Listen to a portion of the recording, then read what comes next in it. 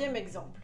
Dans ce cas de figure, le degré du numérateur est plus grand que le degré du dénominateur. Nous appliquons toujours la règle du plus haut degré. Nous sommes dans une limite en plus l'infini. Ce qui donne la limite quand x tend vers plus l'infini de x exposant 4 sur x. Après simplification, il nous reste limite quand x tend vers plus l'infini de x cube. On remplace et plus l'infini au cube, ça donne plus l'infini. En parallèle, prenons un quatrième exemple. Nous sommes dans un cas assez similaire, c'est-à-dire où le degré du numérateur est plus grand que le degré du dénominateur. Mais attention, ici en fait le degré du numérateur correspond au degré du dénominateur plus 1. Donc il y a un écart de 1 entre les deux, avec le degré du numérateur qui est plus grand. On applique toujours la règle du plus haut degré. Il nous restera limite quand x tend vers plus l'infini de x carré sur x. Après simplification, il nous reste simplement limite quand x tend vers plus l'infini de x. Et une fois qu'on remplace, ça nous donne infini. Alors, nous serons ici en présence de deux cas différents. Dans l'exemple numéro 3, d'un point de vue de l'interprétation graphique, il n'y aura absolument rien. C'est-à-dire qu'il n'y aura pas d'asymptote particulière. Par contre, dans l'exemple numéro 4, dans le cas où le degré du numérateur est égal au degré du dénominateur plus 1, nous serons en présence d'une asymptote oblique. Alors, une asymptote oblique, c'est en fait une droite, et l'équation d'une droite est du type y égale mx plus p, où le m correspond à la pente, et le p correspond à l'ordonnée à l'origine, c'est-à-dire l'intersection avec l'axe y. Maintenant, comment est-ce qu'on va faire pour déterminer justement ces deux coefficients, donc ce m et ce p? Alors, tout d'abord le m, eh bien, ce sera un calcul de limite. Le m correspond à la limite quand x tend vers plus ou moins l'infini, ça dépend de l'énoncé, de f de x sur x. Nous ici, comme on cherchait une limite en plus l'infini, forcément notre m, on regardera ici la limite en plus l'infini. Il faut savoir que ce m, ça doit être un nombre réel différent de 0. Parce que si m vaut 0, bien on n'a plus une asymptote oblique. On aura une asymptote horizontale plutôt. Et alors, pour trouver maintenant le p ce sera également un calcul de limite. Ce sera la limite quand x tend vers plus ou moins l'infini, de nouveau ça dépend du cas dans lequel on se trouve, de f de x moins mx, avec le m qu'on aura trouvé à l'étape précédente.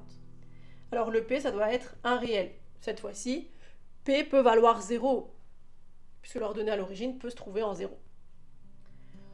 Regardons maintenant ce qu'il en est pour notre exemple. Tout d'abord, on va calculer m.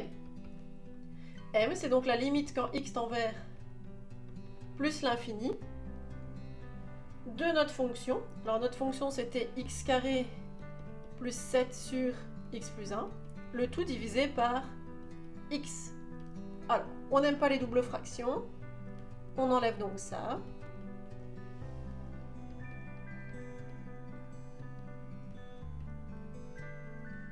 En inversant ici la fraction. Donc vous savez que quand on a une double fraction, il suffit de prendre la seconde, de la retourner et de transformer le résultat en un produit.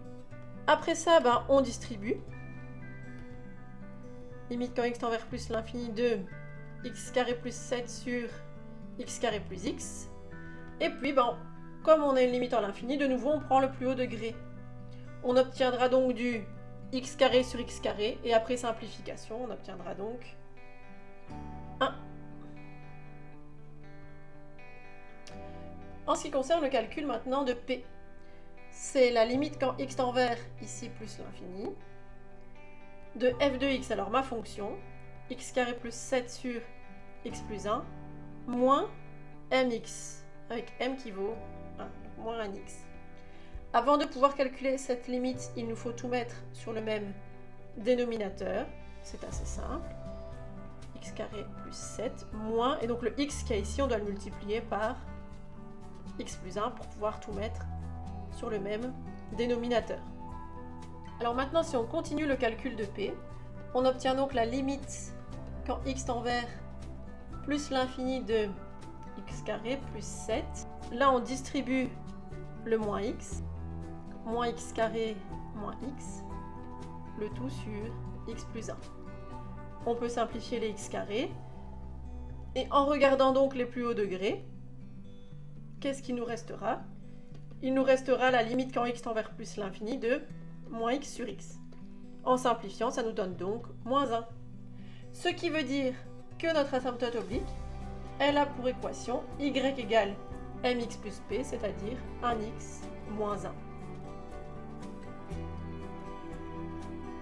Maintenant, de nouveau, il faut voir si nous sommes au-dessus ou en dessous de l'asymptote oblique. Et pour ça, de nouveau, on s'intéresse à l'écart. L'écart entre la fonction et cette asymptote oblique qui a pour équation mx plus p. Dans notre cas de figure, on regarde donc l'écart entre x carré plus 7 sur x plus 1 qui est notre fonction de départ, moins l'asymptote oblique. X moins 1, mais attention, on n'oublie pas les parenthèses. On calcule x carré plus 7. Alors le but c'est de tout mettre sur x plus 1, donc de nouveau on multiplie le x moins 1 par x plus 1 pour tout mettre au même dénominateur. Ensuite on simplifie. Alors ici soit vous effectuez la double distributivité, soit vous voyez qu'en fait il s'agit d'un produit remarquable. Donc ça nous donne x carré moins 1. Le tout sur x plus 1. On continue. X carré plus 7, on distribue le moins dans la parenthèse, moins x carré plus 1 sur x plus 1. Enfin, on peut simplifier. Il nous reste donc simplement 8 sur x plus 1. Le principe maintenant, c'est d'effectuer le tableau de signes de cet écart afin de savoir si on se trouve au-dessus ou en dessous de cette asymptote oblique. Alors le tableau de signes ici, il sera vraiment très simple. Le numérateur, lui, ne s'annule jamais et le dénominateur s'annule en x égale moins 1. Si on fait le tableau de signes, on a uniquement moins 1 comme racine. Le numérateur, il est toujours positif. Le dénominateur, alors c'est une droite de pente positive. Donc la droite va d'abord être négative avant de s'annuler pour devenir positive. Et donc si on regarde le quotient, du plus sur du moins ça fait moins, du plus sur 0 ça n'existe pas, et du plus sur du plus, ça nous donne du plus. Ici nous regardions la limite en plus l'infini. La limite en plus l'infini, on se trouve à droite du tableau. On regarde l'écart est positif. Comme l'écart est positif, ça veut dire qu'on va se trouver au-dessus de l'asymptote oblique. Regardons donc maintenant l'interprétation graphique avec le croquis associé. Première étape, on trace l'asymptote oblique qui a pour rappel, pour équation, x moins 1. L'ordonnée à l'origine vaut donc moins 1. Et on sait que la pente vaut 1. Donc quand le x avance de 1, le y doit avancer de 1 aussi. Notre asymptote oblique, on peut donc la tracer. Ici, on regarde la limite en plus l'infini. Et on a conclu que l'écart entre la fonction et l'asymptote est positif. Ça veut dire que notre fonction se situe au-dessus de l'asymptote. Donc quand les x filent vers plus l'infini, la fonction se rapproche de l'asymptote oblique par le dessus.